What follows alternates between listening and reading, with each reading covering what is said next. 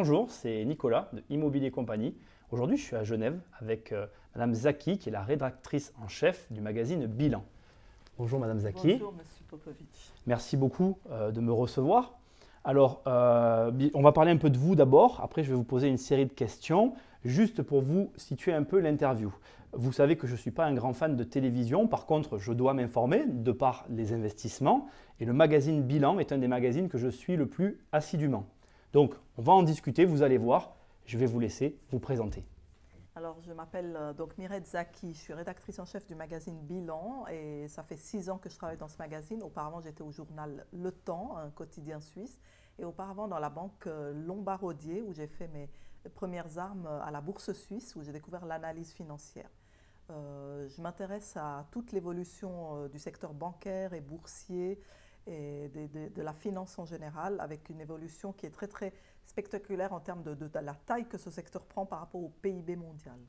Vous êtes une spécialiste, on peut dire. Alors, j'ai écrit 3 livres, ce qui me permet légitimement de m'exprimer sur ces domaines. Les 3 livres qui sont? Alors, il y a eu UBS, les dessous d'un scandale. Ça, c'était en 2008 après l'affaire des subprimes. Ensuite, il y a eu Le secret bancaire est mort, vive l'évasion fiscale, qui annonçait que la fin du secret bancaire suisse ne finirait pas du tout la tendance de l'évasion fiscale dans le monde grâce à des structures anglo-saxonnes telles que les trusts et les sociétés offshore. Et puis, il y a eu la fin du dollar comme monnaie de référence, qui annonce qu'on est dans une phase de mutation assez énorme où le dollar comme monnaie de référence est en train de perdre sa légitimité progressivement. D'accord. Alors, question du coup par rapport à ce que vous êtes en train de dire, c'est une théorie que vous soutenez ou c'est quelque chose que vous constatez? Alors, c'est une théorie que moi je soutiens, mais qui se base sur à peu près 12 livres américains, écrits par des économistes et des spécialistes américains sur le sujet.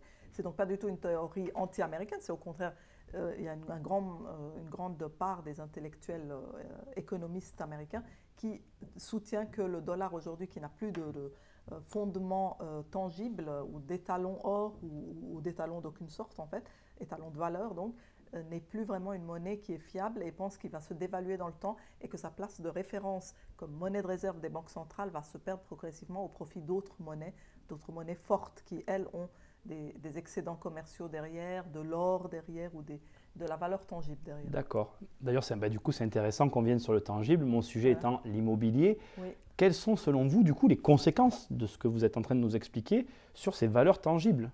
Une chute des marchés, une chute de la valeur tangible de tout ce qui va être immobilier, métaux précieux, etc. Comment ça va Pas forcément, parce qu'en fait, la politique des banques centrales aujourd'hui occidentales, c'est de stimuler énormément la création de liquidités. Donc, en ayant des taux très bas ou des taux zéro, même 0%, on peut emprunter à 0% et donc on va investir dans l'immobilier, on va enfler la valeur de l'immobilier, on va investir dans l'art, on va aussi exagérer la valeur de l'art. Et donc, tous ces biens tangibles vont tout d'un coup avoir des valeurs qui sont relativement déconnectées de leurs fondamentaux. C'est-à-dire, on va créer un marché acheteur très, très fort et très spéculatif sur ces actifs. D'accord. D'ailleurs, je vais vous tendre une perche parce que vous avez, alors je ne sais pas si c'est votre théorie ou si c'est une théorie que vous avez élaborée, mais vous avez une vision très particulière du monde des salaires connectés à la bourse et des salaires connectés au monde réel. Vous aviez fait une vidéo là-dessus. Alors, Madame Zaki, dans le cadre du magazine Bilan, a une chaîne YouTube aussi que je vous invite à regarder et vous expliquez donc cette connexion, ou plutôt cette déconnexion entre ces deux types de salaires. Est-ce que vous pouvez nous en dire un peu plus? Tout à fait. L'économiste Thomas Piketty, qui a écrit Le Capital au XXIe siècle, explique, et moi je vulgarise ça, il explique finalement qu'il y a des richesses héritées qui ont pu être investies à des rendements très élevés. Tous les portefeuilles de capital que vous pouvez hériter, toutes les fortunes que vous héritez, vous pouvez générer dessus un rendement très élevé. Mais quand vous êtes uniquement salarié, vous n'avez pas d'héritage. Le salaire, lui, il stagne sur la durée. Par exemple, depuis 1975 aux États-Unis, les salaires n'ont pas bougé quasiment, si vous enlevez l'inflation. Et donc, en fait, les salaires restent au même niveau, immobiles, voilà, et les biens du capital, les rendements du capital exposent qui créent les inégalités qu'on voit aujourd'hui. D'accord. Et ça, c'est des inégalités que vous ne pouvez pas rattraper si vous n'avez pas un capital. Donc, ça veut dire qu'il faut qu'on se constitue un capital. Exactement. Il vaut mieux créer une épargne, mais ce n'est pas à la portée de tout le monde. Et à la base, il faudrait que les salaires puissent refléter l'évolution aussi de l'économie, mais ils ne reflètent pas du tout suffisamment. Du coup, j'ai envie de vous poser une question. Ouais. Est-ce qu'on peut s'enrichir aujourd'hui? Je crois que vous avez un peu traité ce sujet. Voilà, donc c'est très difficile de s'enrichir aujourd'hui. Si on a un héritage, ça permet d'avoir une mise de fonds qui permet d'investir pour lancer même son entreprise, même une start-up qui vaut 1 milliard en 4 mois, comme on voit maintenant à la Silicon Valley, crée des milliardaires à l'appel, des milliardaires de 30 ans. Mais il faut avoir une mise de fonds de départ où pourra lever des fonds importants auprès de fonds de private equity. Mais pour avoir toutes ces connexions-là, il faut déjà venir d'un certain niveau de départ. Ah oui, oui. Alors, ce n'est pas du tout facile de s'enrichir parce qu'à moins d'être un étudiant à l'École Polytechnique Fédérale ici ou en France, dans des écoles d'ingénieurs, et d'avoir une idée fantastique et de pouvoir lever des fonds, peut-être la technologie permet de créer une société qui va être très chèrement valorisée. D'accord. Mais si vous n'avez pas un héritage aujourd'hui, c'est avec compliqué. votre seul salaire, c'est très compliqué. Du coup, alors, il y a j'en profite aussi pour rebondir sur ce que vous dites. Il y a comment dire, sur le web, j'ai envie de dire sur le web, des espèces de théories du complot qui circulent par rapport à ce que vous venez de dire, le fait de rentrer dans des grandes écoles. Quel est votre point de vue sur ces théories du complot? Vous pensez qu'il y a vraiment des personnes qui dirigent le monde ou que le monde est dirigé par des forces en puissance et que chacun tire la couverture de son côté, j'ai envie de dire? Alors moi j'ai une proposition, il faut laisser complètement tomber l'expression théorie du complot. D'accord. Parce qu'elle elle vous auto-saborde. Dès que vous dites moi je crois dans les théories du complot, on dit oulala, un complotiste, un conspirationniste, c'est n'importe quoi. Et vous êtes complètement décrédibilisé, donc il faut complètement jeter à la poubelle le mot de théorie du complot parce que les complots, en fait, ça n'existe pas, il n'y a que les intérêts qui existent. Et les intérêts, c'est quelque chose de normal. Chaque être humain va suivre ses intérêts. Donc oui, il y a des groupes d'intérêts, il y a des groupes de pression dans tous les systèmes politiques et très souvent, c'est des entreprises multinationales qui vont se créer en groupe d'intérêts. Ils sont très présents au Congrès, autour du Congrès américain, ils sont très présents autour du Parlement à Bruxelles et des parlements nationaux et ils vont agir pour faire avancer leurs intérêts. Donc ces intérêts existent évidemment et quand après 2008 il y a eu la crise financière, il y a eu le Dodd-Frank Act, une loi de 2000 pages qui devait complètement réformer le système financier américain et voire mondial. Mais après le lobbying, évidemment, tout ça a été dilué dans le temps, a été un petit peu retouché pour avoir des effets beaucoup plus doux et finalement, il n'y a pas eu vraiment de réglementation post-2008, par exemple, qui puisse séparer les banques de dépôt des banques d'affaires. On n'a jamais eu cette séparation que tout le monde appelait de ses voeux après la crise. D'accord, c'est très intéressant. Je n'étais pas du tout au courant. Donc pour vous, on laisse tomber la théorie du complot? Mais oubliez, ne prononcez jamais le mot théorie du complot. Vous allez vous auto-saborder, c'est un autogol parfait. Hein. D'accord. Jamais, ne parlez pas, il n'y a pas de complot, il y a des intérêts. Et les intérêts, c'est parfaitement rationnel et humain. Si vous devenez un chef d'entreprise, vous aurez des intérêts, vous allez chercher à influencer les politiciens dans le sens que les réglementations aillent dans vos intérêts. Et là, on va dire que c'est un complot ou non, c'est les intérêts. C'est les intérêts qui font avancer les hommes. Exactement. En géopolitique, c'est la même chose. Il y a des intérêts. Certains gouvernements créent des alliances entre eux pour aboutir à certains résultats. Il n'y a pas de complot, c'est simplement des intérêts nationaux. Donc il y a des intérêts. Et ces intérêts, ça tombe bien entre guillemets. Vous, le magazine Bilan, alors je vous montre ici d'ailleurs, on a un extrait, donc édite entre autres les 300 fortunes suisses. Suisse, tout à fait. Alors j'ai une question à vous poser parce que si vous recensez les fortunes, est-ce que vous voyez dans ces fortunes une caractéristique que tous les chefs d'entreprise, que toutes ces fortunes vont avoir en commun? Alors oui, d'abord précisons qu'il faut avoir minimum 100 millions de dollars pour entrer, 100 millions de francs suisses ou de dollars c'est à peu près, pour entrer dans cette liste. Et il faut avoir ou être domicilié en Suisse, même si on est de nationalité étrangère, ou être de nationalité suisse, même si on est domicilié ailleurs, pour entrer dans cette liste. Voilà. D'accord. Du coup, vous voyez que dans cette liste, vous avez des gens qui ont fabriqué des sucettes, comme les Chupa Chups, la famille qui fait des Chupa Chups. Ils ont 4 à 5 milliards de dollars quand même, et ils sont italiens. D'accord. Vous avez la famille qui fabrique des vêtements relativement bon marché, c'est CEA. Et vous avez toutes ces grandes marques, et vous avez évidemment Ikea avec la famille Comprad. Toutes ces grandes marques qui sont emblématiques pour tout le monde, qui servent à la classe moyenne et aux classes populaires souvent, qui vont les acheter et qui consomment tous les jours le Nutella, les kits d'IKEA, etc. Ils ne se rendent peut-être pas compte qu'il y a des dynasties de milliardaires derrière, mais en réalité, ces familles-là, pour moi, elles ont fait ce que l'honnête homme fait quand il crée une bonne idée commerciale et qu'il la il arrive à trouver un marché planétaire pour cette idée. Donc, vous êtes fabricant de textiles. Après, il y a les manières, la gouvernance, comment vous fabriquez vos vêtements. Est-ce que vous faites travailler des mineurs au Bangladesh ou pas? Oui. Et pour les baskets, etc., c'est la même chose. Donc, il y a le questionnement de l'éthique dans les méthodes de fabrication et de production. Mais au-delà de ça, moi, je trouve que il ne faut pas la haine anti-riche en soi, comme ça, pure et basique, de dire parce qu'il est riche, c'est quelqu'un de méchant que je dois haïr et que je dois combattre. Ça, je trouve qu'il ne faut pas du tout. Il faut pas, perdre l'humanité bien sûr, dans les bien deux sûr. sens. Oui. Les riches ne doivent pas prendre les pauvres pour des gens méprisables.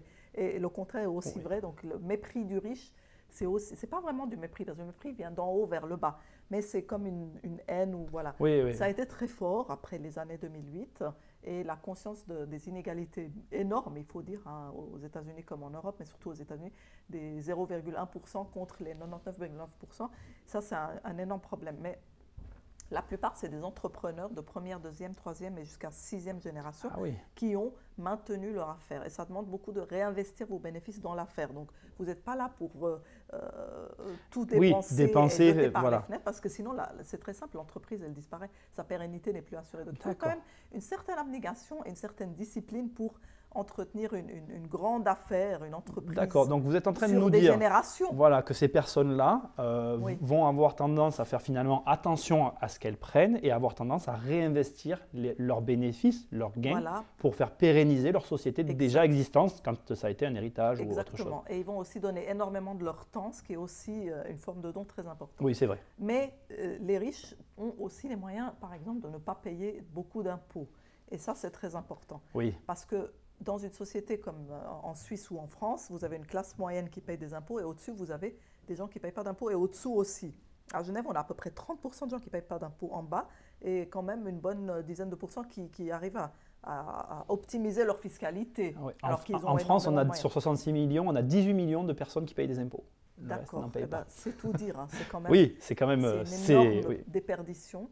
Et en fait, ce qu'on peut reprocher à quelqu'un d'extrêmement riche, c'est qu'il a les moyens aujourd'hui de créer des structures qui le dessaisissent entièrement de sa fortune et devant le fisc, il peut dire que lui, il n'a rien. Et pendant ce temps, la structure, elle possède elle-même cette fortune et elle-même, elle est taxée. Mais si elle décide de se domicilier dans un paradis fiscal, eh ben, elle n'est pas taxée et le tour est joué. Les impôts de succession peuvent aussi être contournés de cette manière, etc. Donc ça, c'est bien réel. Et aujourd'hui, il doit y avoir quelque chose comme 30 000 milliards d'avoirs à la fois liquides et tangibles, comme des actifs liquides et des tableaux et des haras de chevaux et des bijoux et des œuvres d'art et tout, qui échappent vraiment à une fiscalité et qui du coup pèsent sur nos économies en fait, parce que c'est entre guillemets du manque à gagner pour... Alors tout ça, les gouvernements ne le récupèrent pas et donc ils pèsent énormément sur les classes moyennes de plein de manières différentes. Alors je reviens un petit peu à l'immobilier. Qu'est-ce que vous pensez de l'investissement immobilier? Alors là, je parle vraiment de l'investissement, pas la résidence principale. Quelle est votre opinion sur l'investissement immobilier? Alors, je pense qu'en Europe, il y a des endroits très intéressants pour investir dans l'immobilier. Je pense déjà pour commencer à la Suisse, qui n'a pas été un marché hyper spéculatif ces dernières années. Dans les années 90, oui, mais maintenant, on a un marché immobilier qui est stable et qui est un très bon réservoir de valeur. C'est vrai que sur l'arc lémanique, comme vous avez des grandes fortunes, là, qu'on a certaines dans la liste de 300, ils ont fait énormément monter les prix. Le problème de l'immobilier, c'est que pendant des années, on n'a pas vraiment surveillé le blanchiment d'argent et donc il y a des gens qui viennent de certaines républiques un peu obscures ou autres, ou de certaines organisations, qui pouvaient facilement accéder à la propriété immobilière et un bâtiment qui valait, un logement qui valait peut-être 10 millions, allait être acheté à 70 millions pour blanchir des fonds. Bien sûr. Donc, pour ça, il faut absolument assainir le marché de ce point de vue-là. C'est comme le marché de là.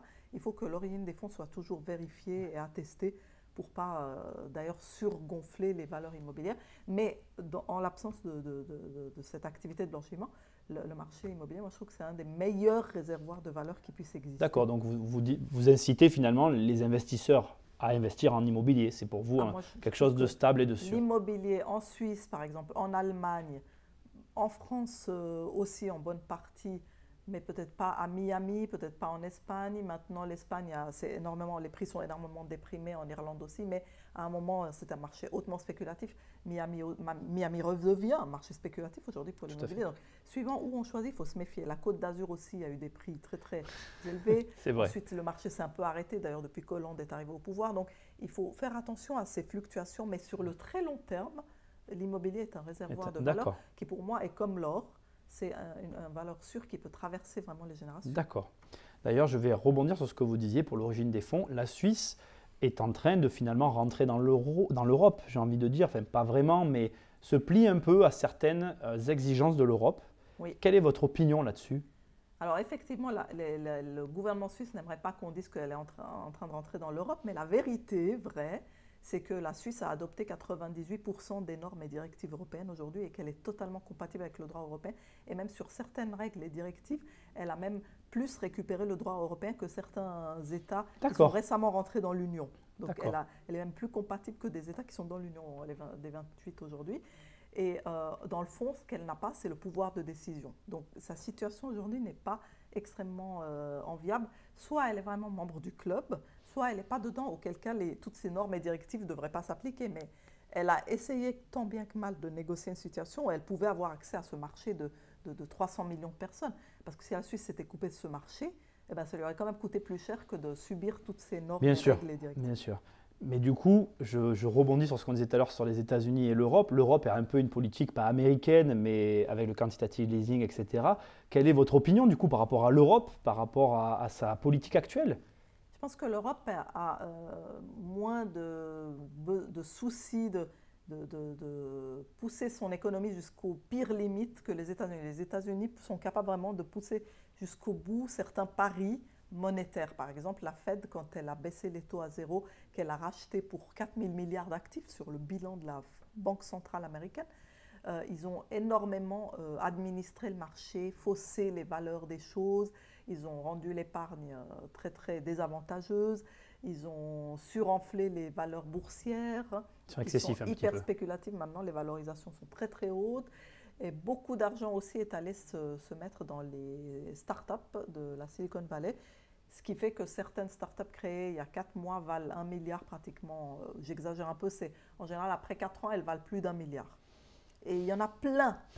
Donc il y a des milliardaires de moins de 30 ans, mais à l'appel. C'est complètement illogique. Si vous regardez vraiment l'économie du web, la sharing economy par exemple, Uber, Airbnb, vous allez réaliser que ce n'est pas du tout logique qu'elles valent autant de milliards en quelques jours ou mois. Parce que finalement, l'infrastructure du web, elle a été gratuite. Donc le start-upper, il a créé un algorithme certainement très intelligent, très utile pour beaucoup de gens. Il l'a mis à disposition, mais ensuite, ce sont les utilisateurs qui l'ont utilisé en interagissant directement entre eux. Donc lui, il a utilisé une infrastructure existante qui était bon marché ou même gratuite. Uber a utilisé un parc automobile, Airbnb a utilisé un parc hôtelier existant, ils n'ont pas investi un centime là-dedans. Tout à fait. Et après, eux, ils vont pitcher des fonds de private equity en disant, moi, j'ai cette plateforme, j'ai tant d'utilisateurs et j'ai cette infrastructure, alors qu'il y a une grande partie qui a été un investissement collectif qui a été obtenu gratuitement. Et tout le partage de connaissances et l'expérience web, elle a été obtenue gratuitement. Donc c'était une mauvaise allocation de ressources, une distorsion de valeur et un mauvais partage. Et il y a beaucoup de gens aujourd'hui qui disent fini, on met fin à Uber et Airbnb, au modèle Uber et Airbnb, et on crée une vraie économie collaborative. Bien sûr, je comprends. Oui, c'est très intéressant. Qu'est-ce que vous diriez du coup à un entrepreneur ou d'ailleurs un investisseur qui débute? Alors, un investisseur qui débute… Qui commence, quel serait le conseil que vous lui donneriez? De placer des sommes relativement modestes dans dans de nombreuses classes d'actifs différentes. D'accord. Par exemple, un peu d'actions, un peu d'immobilier, un peu d'or, un peu de matières premières quand même, un peu même de dérivés, mais ça c'est la partie un peu casino, d'avoir une palette extrêmement large d'actifs. Et aussi dans des entreprises qui démarrent. Parce que ça, c'est du private equity et c'est totalement déconnecté de la bourse, par exemple. Donc, il faut chercher des choses qui ne sont pas du tout corrélées entre elles, mais pas mettre tout dans le même panier. D'accord. À moins de vouloir s'enrichir très rapidement, mais c'est un pari à 50-50. Vous pensez que c'est possible de s'enrichir rapidement aujourd'hui? Vous avez dit tout à l'heure que c'était difficile de devenir riche, mais du coup, avec ce qu'on vient de dire par rapport au web… Si vous allez au casino, vous pouvez vous enrichir rapidement. Vous pouvez avoir la chance, parce que vous avez 50-50% de chance. Mais celui qui va s'enrichir rapidement aujourd'hui en ayant peu de moyens au départ, c'est quelqu'un qui peut aussi s'appauvrir dans la même minute très rapidement. C'est du 50-50. Oui, c'est du 50-50. Vous pouvez aller traiter des dérivés en bourse, vous pouvez essayer de faire un grand coup boursier, mais La réalité, c'est que vous devez avoir beaucoup de moyens, l'investir vraiment dans une entreprise, Le réfléchir. réfléchir à un vrai modèle d'affaires qui fonctionne. Comment on se forme quand on veut, parce qu'on parle de tout ça, mais ça demande quand même une formation, il y a des connaissances de base un petit peu à avoir. Comment on fait pour se former? Il y a deux choses. D'abord, si vous venez d'une famille d'entrepreneurs, vous l'avez un peu dans le sang, vous savez comment un entrepreneur monte son affaire, prend des risques, cherche des fonds, parce que la levée de fonds, c'est une compétence extrêmement pointue qu'il faut avoir, c'est tout un art, comment lever des fonds. Et il faut aussi faire des hautes écoles quand même. C'est pour ça aussi que ce n'est pas donné à tout le monde, parce que si vous n'avez pas été à HEC ou dans les hautes écoles à Paris, etc., il vous manque quand même quelques notions de comment tenir une comptabilité. Oui, ça c'est vrai. Les entrepreneurs, souvent d'ailleurs, ils ne savent pas tenir une comptabilité, ils ne savent pas gérer leurs propres bénéfices, la caisse de retraite, ils ne sont pas prévoyants. Donc il peut y avoir des très fausses décisions comme ça. Il faut aussi s'y connaître en fiscalité pour organiser une structure intéressante fiscalement. Enfin, il y a énormément d'aspects très complexes de choses à savoir. Donc, c'est une école quand même, c'est quand même bien selon vous d'avoir une école. Une école, un mécène qui vous soutient, un entourage qui est versé dans l'entrepreneuriat. C'est quand même mieux pour commencer. Pour commencer, ça aide quand même. Bon. Alors, c'était Mireille Zaki. Je vais vous mettre juste ici un lien vers le site du magazine Bilan. Donc là-dessus, vous trouverez d'autres liens vers la chaîne YouTube, etc. Mireille, j'adore finir mes interviews par une petite question rigolote pour détendre l'atmosphère. Donc, je vous offre un cadeau. Vous ne l'aimez pas. Qu'est-ce que vous en faites? Moi, je garde les cadeaux parce que je ne vais pas être du genre à l'emballer puis à l'offrir à Noël à des amis. Non, je vais le garder. D'accord. Je vais toujours le garder. Ouais. Bon. Mirette, merci. C'est pas très rigolo. Hein, non, mais c'est plutôt émotionnel. Il n'y a pas de bonne et de mauvaise réponse, c'est juste pour conclure. Mais merci beaucoup de nous avoir reçus, puis à bientôt, j'espère. À bientôt, avec plaisir. Au revoir. Au revoir.